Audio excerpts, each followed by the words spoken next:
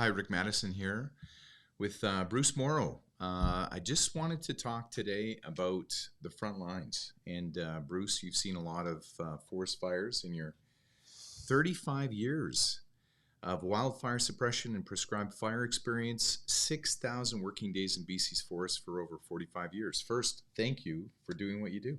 Yeah, appreciate it. Yeah, it's been a wonderful career actually. I get to do what I love and I'm passionate about. So can't ask much more than that. So, listen, Bruce, you saw the interview with Murray Wilson. Yeah. And thank you so much for coming on the show. What we're going to be chatting about today is something that hits all of us, which is forest fires. And I was speaking to a small business yesterday, and she was talking about the fact that she went from COVID into the fires of this last summer. And she said, Rick, the cupboard is bare. We're going to try and make it through the winter. But, these forest fires have an incredible impact on jobs, hospitality industry, asthmatics. I mean, we're talking it has a devastating impact. Now, you've been an outspoken critic of the policies about forest fires. And today, I think you're going to reveal a lot of things which maybe some people didn't know. But before we get into this, what is your skin in this game? Because you speaking out about this doesn't help you at all, does it? No, I suspect my wildfire suppression career is over. And fair enough, if my comments and my push can change how we fight fires in BC, change our fire policies, small price to pay. I really have no skin in the game. I've done it for 35 years. 1982, I've fought forest fires. I've done it. I've given up my summers. I've committed myself to this, and I've been passionate about it. I've loved every second of it. Seeing the conditions in today, we have to change what we're doing. It's not working, and so if I can do that, all the power, all awesome. The fact that Welfare Service won't be sending me Christmas cards. So listen, I do appreciate you doing this because, like I said, I have children. I have, my work is here. I care about this region. And as you know, my house burned down in 2003. So for me, very invested in this conversation. I really want to get into it. So currently we have, last summer, of course, we had an out of control wildfire.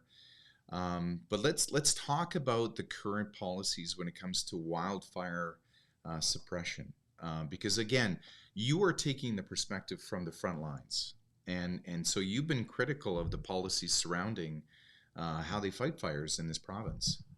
Yeah, we seem to be moving backwards. I can't figure out why, because the information is all out there. We know how to do things better, and we just aren't. So, we've lost. There's a number of stages in wildfire suppression. We've lost our motivation to initial attack fires. When a fire first gets reported, we send out fire crews, and every fire starts the size of a match head. So faster we get them, cheaper and faster we put them out, less damage, less smoke. Best case scenario, we go and attack these fires as fast as possible. We've lost the mojo there. We've dropped the ball, whatever you want to call it. It's our initial attack stats have dropped dramatically. We used to have 94, 95% of our fires were controlled by initial attack crews consistently. Those numbers are dropped dramatically. It's bad when the government stops publishing stats. They no longer even give you the statistics on how many fires initial attack has failed on. It's going to happen. You can't catch them all. But we're fighting fires like this in the 1960s. We haven't changed our initial attack policies at all. And we have to update them because everyone else has changed. Our climate change is a thing. Let's not kid ourselves. Climate change is a real thing. Ask a firefighter. Holy smokes. We got droughts. We've got increased temperatures. We've got lower humidities. And that affects our ability to fight fire. Our forests have changed too. We not the same forests we had 100 years ago. A whole bunch of reasons. Climate change is one of them. Stress on our forests, drought and stuff, stress our forests. Our fire suppression alone has changed our forest ecosystems. I work around the Kelowna area where we're sitting today, and I go in these stands and I'm measuring the trees, and there's 40, 60, maybe 100 big trees over 120 years old. So you know what the stand used to look like. Now, those trees are still there, and there's 2,000, 3,000, sometimes 4,000 young trees under 50 years old in these stands. These are not natural. These are fire suppression created forest ecosystems. And now when they burn, look out. Not only all the young trees burn, but the big ones, the beautiful ones, the old growth trying to save, it also gets wiped out as well. So everything's changed except our initial attack strategies. We have to change. We have to get back into kicking butt initial attack. So what are you talking about then? Are you saying we have to be obviously more responsive, but we have to hit it harder, quicker, faster? And how could we do that because we've talked about the labor shortage for a number of different sectors. Like, is there a labor shortage? Is that the reason why we don't hit these things, or why is that? Well, you're asking the wrong guy. I don't know why we're not doing it properly. Wildfire Service has a potential to hire whatever they need. They've been given a carte blanche budget pretty much. Whatever they need, they can get. If they're not paying enough money, well, they better pay enough money so they get enough people to get in and do that. They're not using the forest industry in any way, shape, or form initial attack. They should be using those guys because they don't cost anything until we go to a fire. So why not? Why wouldn't you use that resource that's available to you? That's the best resource available, but they refuse to use that, and so they're not utilizing the resources they have is the biggest problem. So you've been critical. I've seen the letters that you've written to different government officials over the years since 2012, actually, and it seems like, at least from a casual observer, that whenever a wildfire breaks out, they seem to call in the troops from everywhere across the world. And you yourself have talked about how this policy of hiring outsiders to come in as contractors to fight the fires is really ill. It's the wrong thing to do. What is your thoughts? Like, explain to the viewers why, in your eyes, as someone who lives and works in BC, why that's not probably the best way to fight a fire. Oh, there's a whole bunch of reasons. Wildfire Service, when they get a large fire, so there's fires failed initial attack, they couldn't catch a fire in the initial stages, and the fire gets big, they need help. There's no way they have enough people to manage these fires, supervise these fires, and so they look out, we need help. They look around and they go, forest industry's there. There's 4,000 to 5,000 people who actively work in BC's forest doing laying out roads, planning timber harvesting, supervising all the activities go on in the forest. And they go, don't want them. No, we don't. Those aren't the people we want. Let's hire someone from South Africa instead. And everyone goes, whoa, where'd that one come from? Hire people from Australia. We'll wait 3 weeks for someone to come from Australia. This fire is ripping, and we'll sit down and wait for these guys to show up to fight these fires for us. When the people are right here in BC, they could have people, very experienced people work every day in BC's forests on the fire line within hours to help them. And they said, no, I think we'll wait 2 weeks or 3 weeks for someone to show up from outside the province to fight our fires for us. There's no professional reason why that happens. It's just I don't know how they don't justify it. I've asked that question, dozens of times. The guys on the ground, the firefighters themselves are pulling their hair out. They want good quality local help. Not allowed to hire it. They get told, no, we'll send you someone from outside the province in a week or so. They need someone today. We got to fight fires today, not wait for 2 weeks. And that's hurting every British Columbian. So to the viewers, it might seem like you're sour grapes. Like I didn't get hired, so I'm going to speak out on the fact that the policy around this doesn't seem to hire my peers and the people I work with. Is that part of the reason for not wanting these outside contractors? No. Who's going to do a better job? Someone in BC who can show up there in 2 hours with decades of local experience, or someone from Brazil this year who comes into BC and goes, holy smokes, I've never seen these ecosystems. I don't know anything about your weather. I don't know. I've never worked in mountains like this. I mean, it's pretty obvious who's going to do a better job. Mm-hmm. It's just plain simple. And but Wildfire Service they don't want to do that for some reason. I can't figure it out. I keep asking the questions. They can't give me an answer. So I got to keep pushing. So let's talk a bit about the fact that somebody from South Africa, Brazil comes in. They may not be aware of the tree stands, the topography, some of the climate, some of the prevailing winds and various things. But I mean, I got to ask the question, Bruce, like there's got to be some reason why they're bringing in all of this outside help, because it seems like, I think, again, to a casual observer, that there's just not enough people on the ground in BC to fight these fires. That's why they bring in outside help. That's incorrect. As I mentioned, the consulting and the contracting world, there's probably any time about 4,000 people working in BC's forest doing exact work that Wildfire Service needs done. And there's another almost 1,000 foresters and forest technicians in the forest who work for the mills and work for the big major licensees, who will properly organized. They will drop of a hat, step in and help out on fires. And Wildfire Service doesn't want to use them. They prefer to use people from 17 jurisdictions. They prefer to use people from Quebec instead of people from here in BC. They prefer to use anyone. The policy appears to be, we will hire anyone from anywhere to fight fires in BC, except if you actually live in BC and work in BC's forests.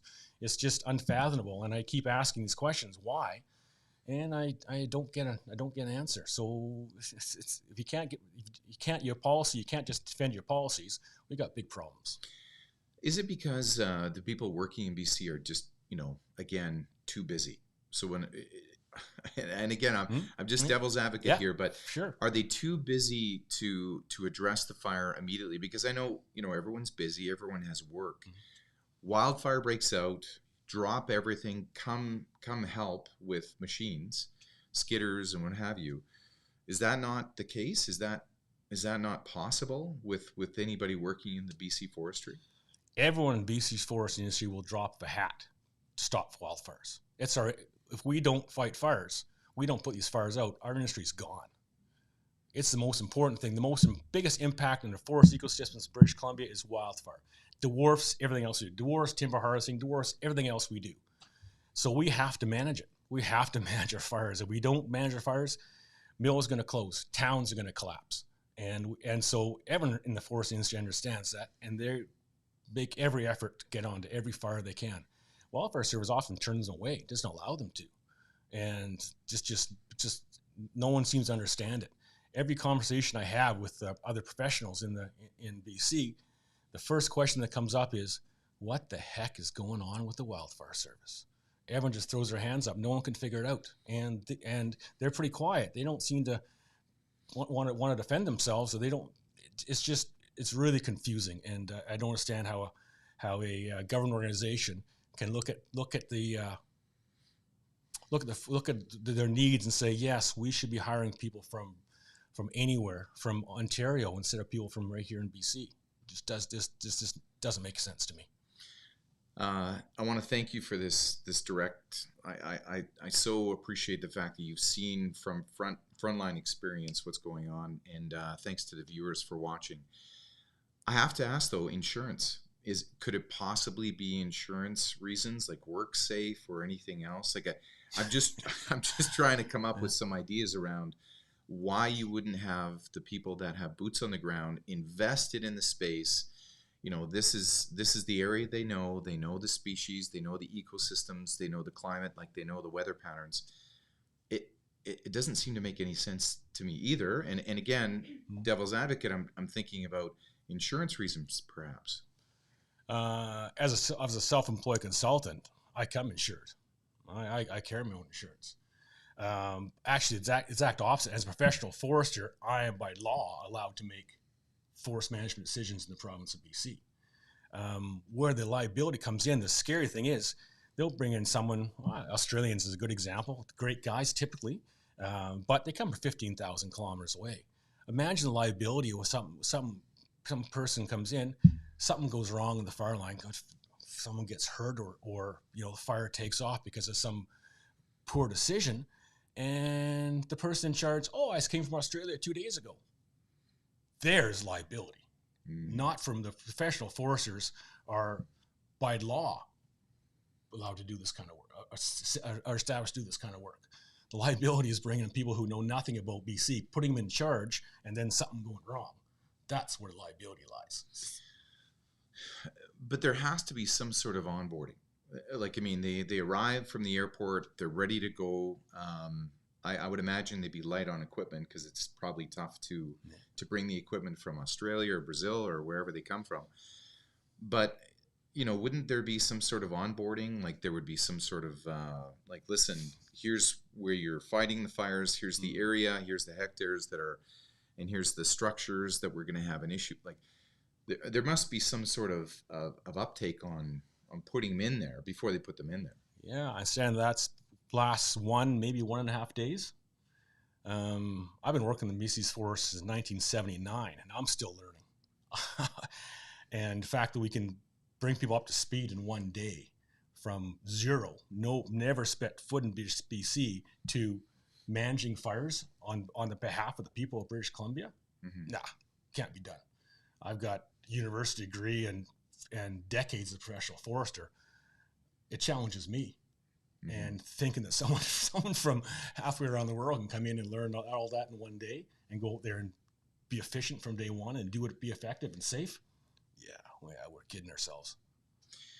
So it seems to me like they, and further to your point, they wouldn't have much skin in the game, I guess, if they're looking at a fire going, okay, because you've often been critical of the backburns because you've said, listen, at times those are really tricky, and obviously you want to make sure that whatever you're doing is going to help suppress a fire and not increase the fire. Obviously, that would be problematic for somebody that's doesn't know the area, doesn't again know exactly what's going to happen. You've got 6,000 working days. I'd much rather you were in charge of a backburn or something to that effect. Yeah, I mean, local is always best. There's no question. Everyone will agree with that. Local talent is always best. People who know the area, have done the job before, are obviously going to do a best job. I've been doing prescribed fire ignitions since 1986. Over 20 years, I've been doing ignitions for the BC Wildfire Service. Never had a serious issue. Never. I 2017, I let 12 different large prescribed burns to control a fire west to Quesnel, and I had a total of 2 hectares escapes, which we controlled in less than a couple of hours. So almost a perfect record in a lot of this stuff because planned properly. I've done it for decades, and they bring in people from outside the province and say, "Go to it. Never done it before? No sweat. Go ahead, give her a shot." And that doesn't work. There's no way. It just doesn't make any sense whatsoever. But there has to be blowback. Like, I mean, there has to be. Because I think based on what we saw, and again, I'm not pointing a finger, but people are getting fatigued. I think insurance providers are going, they're starting to look at policies. Obviously, we had a lot of people disrupted. We had a lot of structure fires, which is the worst thing, and loss of life. To me, it seems like it would make sense that they're going to review these policies. It would make sense that they're going to address these and really try to go forward, because we can't have year after year after year of the smoke, the out of control fires, structures going down. Like, I mean, this can't continue. You got to think that there's going to be an overhaul of perhaps the policies surrounding how we deal with forest fires. Yes, please. Let's do it. Let's start today. As far as I know, the BC Wildfire Service has never been audited, and we've never had a review of how we fight fires in BC. We need one now. We got to have one now because we're losing it. They've lost their mojo. They've lost their focus. They seem to think that it's kind of fun to bring people in from outside the province who don't know what's going on and they'll fight the fires for us. It's just and some of the activities going on, like some of the burning stuff going on. We need a close, very detailed review of what's going on. Wildfire Service said they're going to, after the burn-in or shoe swap that went sideways, they said there's going to be a review. All of a sudden, there isn't one. Someone else better step up and say, we need to deal with this, because you're right, it can't go on, and we can do so much better, but we're just not. And I see no policy changes. We've 2023. Almost 3 million hectares, 3% of the province burnt. 2021, huge fire season. 2018, 2017, 2015, 2014, 2012. I can keep going. Huge fire seasons. Make the same mistakes constantly. They keep doing the exact same thing and failing consistently, and nothing's changed. We're doing the exact same thing, and I think that's definition of insanity, isn't it? Mm-hmm. Yeah, it's just they don't see, people don't in charge don't seem to have a plan on how to move forward. And so we need someone to move. We need to move forward. I'm just looking at money. Is it cost less to bring in contractors from other parts unknown? No. It's at least bring someone 15,000 kilometers. We pay for them at the time they leave their base, all the traveling, all the costs of travel. We pay for them. They're here. We need them or not. Somebody's come here, and whether it takes 2 weeks to get here, weather's changed, we don't need them, we still pay them. It costs at least twice as much to bring someone outside the province as it does to hire someone inside the province. Double the expense. Imagine what it costs to fly firefighters from South Africa when they could hire someone in BC to do that job. Okay, again, this is a head scratcher. So it costs more money. We talk about response time, and it takes a long time to adequately grab these contractors, fly them here, prep them, get them ready to roll.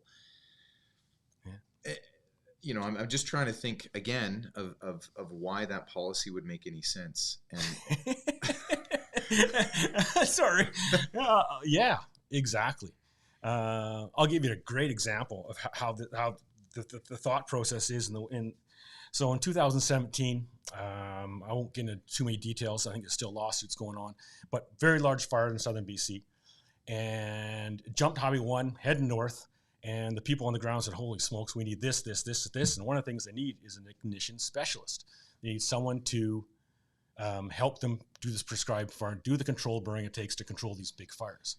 And as soon as that request came in, I got 2 calls from local Wildfire Service guys saying, hey, they need a wildfire ignition specialist. You've been doing this for 20 years around here. You're the guy.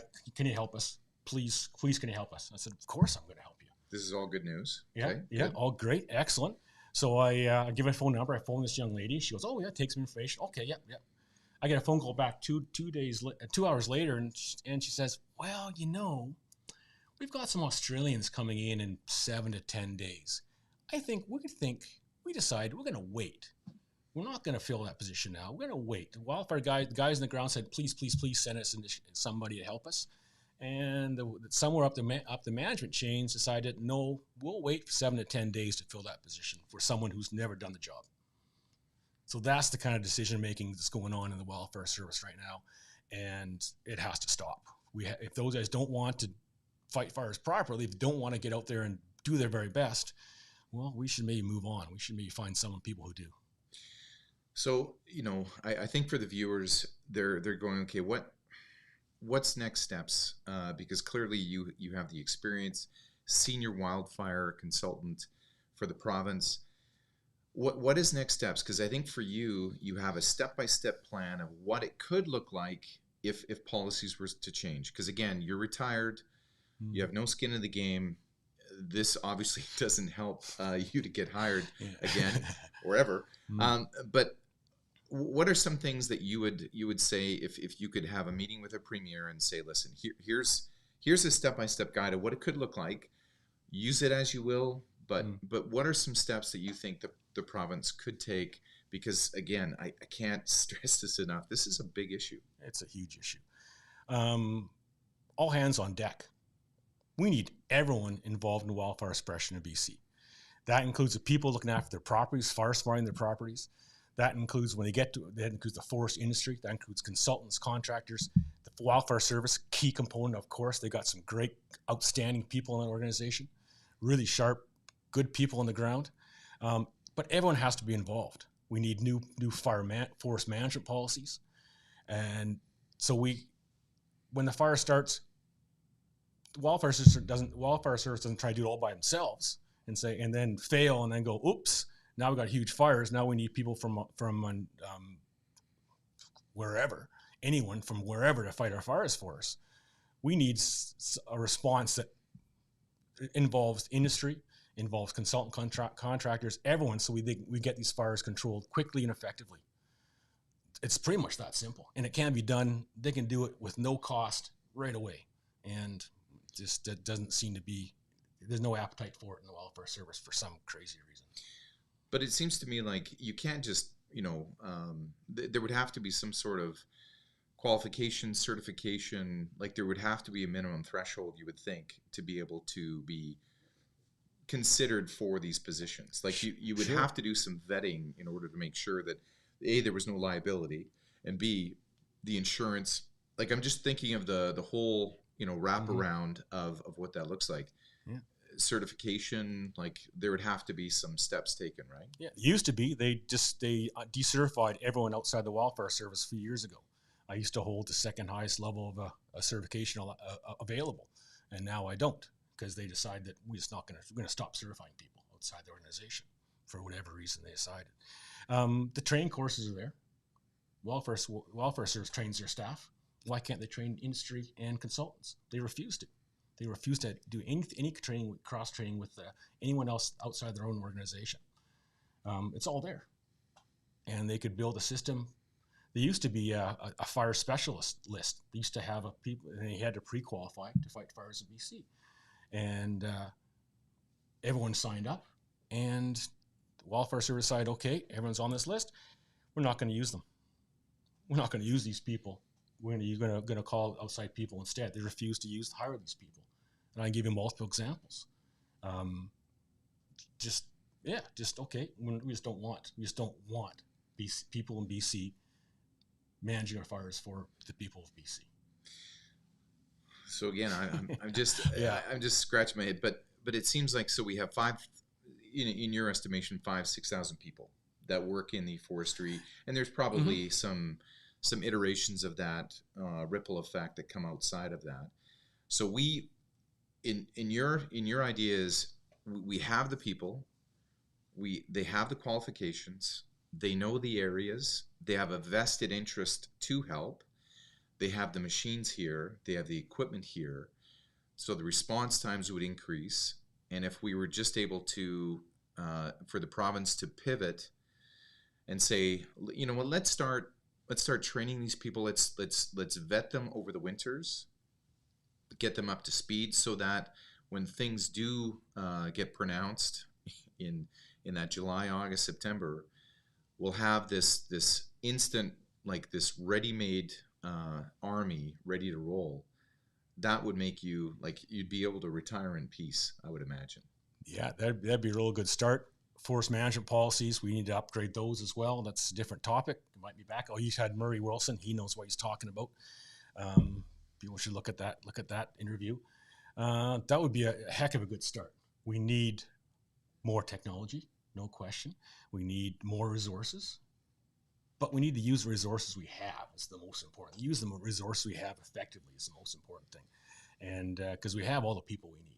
We don't need to have people in from outside the province, unless very, very extreme situations. But I'll give you an example. This year, in 2023, that their wildfire summary came out from the wildfire service, and they hired a total of 1,100 people inside BC to help fight fires. That's first aiders, that's security guys, that's caterers, and then a few firefighters. They brought in 1,750 people from outside the province. So where's their priority? They could develop a system where there's used to be a lot of, they call them Cat 3 firefighting crews, just crews who had basic firefighting training, but they come in when the fire's almost out, take over from the experienced crews, and the experienced crews jump ahead and deal with the serious issues. And these guys were trained enough and they're safe enough, they're organized, they could just go along and make sure the fire didn't restart. Those crews are all gone. The wildfire services dismantled that program. There's very, very few anyone left. They intentionally made it too difficult. And it was intentionally collapsed. used to have a beautiful fire warden program in British Columbia.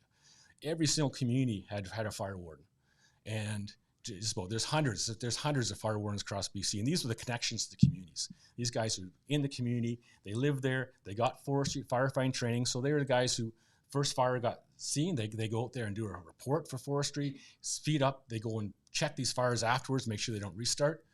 Wildfire Service let that whole program fall apart too. They just don't seem to want community involvement.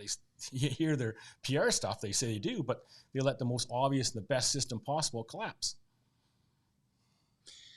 So I think going forward, when we had these fire wardens, was it? Yeah. So these are people on the ground, know the region, obviously. They're the first ones on scene, I would think. Well, they were the community contacts. They knew, everyone knew who the fire warden was in the small communities. Okay. And they had firefighting training. They had a couple other guys in the community also had basic firefighting training. So they got a fire starts 100 meters outside the community. They'll go there and put it out. Someone's escaped fire, someone is burning in the backyard, things got out of hand. They would come and help and make sure these things. They're also the conduit to the community. So when the wildfire had an issue with the community, there's evacuations we have. Evacuations go way smoother if there's fire wardens because they know everyone in the communities. They know who's going to hold out. They know who's going to stay. They know who can stay. People, I mean, some of these loggers that, the guy's a logger, he's got heavy equipment on it, and he's going to protect his own property. He's not leaving, no matter what they say. He's going to protect his own property, and good on him. Mm-hmm. The guy. But if you're 80 years old and your house you haven't done fire sparring in your house, get the heck out of there as soon as before even they issue an order. Mm-hmm. So these fire wardens, they manage those people in those communities, and now you see all these people. There's fights and the RCMP is arresting people and blocking roads and stuff. That's because there's no more connection to the community. This fire wardens system's wiped out and just about eliminated, and all of a sudden we get all these problems. These problems can be solved very easily by having connections with the community, and that fire warden program was excellent, and I don't know any fire wardens who are left. Because again, I keep going back to the money thing because I'm trying to figure this out, but I don't know how much money the province put towards fighting fires once they're active and they're getting out of control. But it seems to me like if we work ahead of this, it might actually cost less. If we had some more planning in place before these things erupt. Absolutely, yeah. It's makes sense. The more organized you are before things start, the better off the results are going to be. There's no question that's true. It's mind-boggling actually. I'm that's why I'm here. I'm disappointed. I'm shocked when I get texts from the Wildfire Service staff themselves. I got some really good friends in the organization, great people, who are saying that I'm embarrassed what's going on. This comes right from those are the ground guys in the ground. Or I get texts saying, thank you for speaking out. Don't stop. Mm-hmm. From within the Wildfire Service, I know I'm making the right call. I know I should be here. And someone's got to speak out. If you're not, I'm one of the most experienced guys outside the Wildfire Service. So if not me, who? Mm-hmm. I got to say, Bruce, just unbelievable. Thank you so much for the knowledge, and thank you for taking the time to speak to us, because this is a critical issue for a whole bunch of different sectors. And I think from my standpoint, I love this region. I think it's one of the best regions in Canada, if not the world. And I just, I hope people like you are out there helping us protect this place. There's a lot of people like me out there who would like to, who are passionate about it and live right here in BC and will do anything they can to help the Wildfire Service. They have to get on board. Thank you, Bruce. Thanks again for watching. And thanks again to Bruce Morrow for taking the time. Appreciate it.